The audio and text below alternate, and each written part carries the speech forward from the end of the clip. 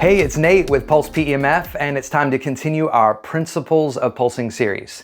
This next question has to do with the frequency of the pulse. I know everybody's been waiting for this one, and there's a few layers to it, so we're going to simplify things down so we don't get lost in the details. Question number 6 is this: how will the pulse frequency affect the target area?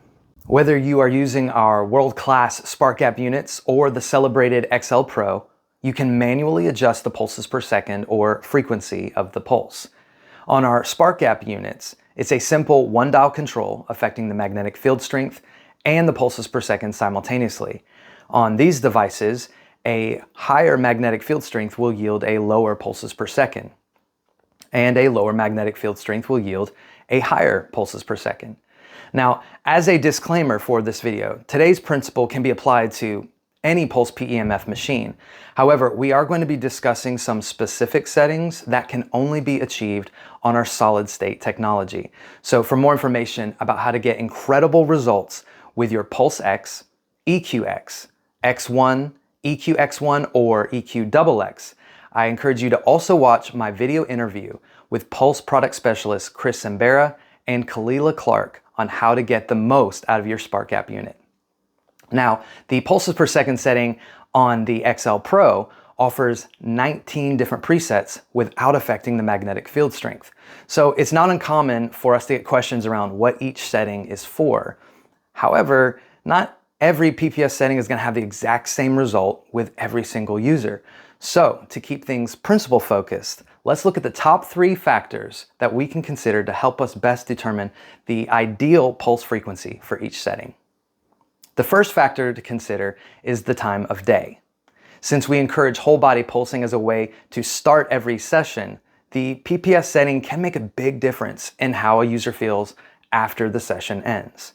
A higher magnetic field strength on a whole body accessory can be very relaxing and calming, which is a really good thing, just maybe not during a lunch break before the user has to return to work. I personally use the 7.8 Hertz setting on a whole body accessory every night because of how it prepares my body for a good night's sleep. If I were to use that setting on a whole body accessory during the day, I would likely be napping shortly afterwards. Conversely, a lower to medium frequency like 3 to 5 will have an energizing effect on a whole body accessory, and that may not be good later in the day because it could affect if you can get to bed at a decent hour. So as a supportive setting for warm-ups and whole body sessions, generally 1 to 5 PPS is ideal. Now I can already hear questions around this because there's almost 10 presets between 1 and 5. So how do we know which one is right? Well, that leads us to the second factor to consider, which is all PEMF settings are good for the body. All of them are. So it's okay to select based on the user's comfort level and their personal preference. Take the first 60 seconds, run through different options, and then let them choose their favorite.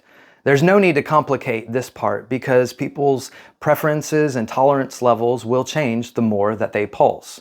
On a related note, just as hotspots are the body's way of revealing low energy, low voltage areas, the body can also communicate ideal frequency settings through how it feels. The third factor for us to consider is if there's inflammation in or around the target areas. To best support those areas that are experiencing inflammation, we always encourage starting with a low and slow approach. Low magnetic field strength, slower pulses per second. I recently had the opportunity to pulse an avid athlete who was experiencing pain and inflammation in both of her shoulders. So we started session 1 with low and slow, 1 pulses per second and a low to medium intensity. She experienced some significant relief after that first session, which was an indicator for me that we could go up a little bit in the next session. So she was eager to come back the next day for session number 2. We increased the PPS and the MFS. And then we continued to do that over the next 2 weeks, where we got up to 5 pulses per second and a higher magnetic field strength. She got the incredible results that she was hoping for and went on to win the volleyball state championship with her team. Now, if I had started aggressively and went straight for 5 pulses per second and a higher magnetic field strength, I might have aggravated the area, which unfortunately can discourage some users from ever attempting another pulsing session. So we need to be intuitive and discerning on how to prepare the body for that much energy. So let's review the 3 factors again. Number 1, consider the time of day for whole body sessions and warm-ups. A higher pulses per second setting will often yield a relaxing and calming effect, while lower to medium frequencies can be energizing. Number 2, take note of what frequency feels best in each target area. Although those preferences may change from season to season, or even week to week, it doesn't take long to explore the options and find what feels best today.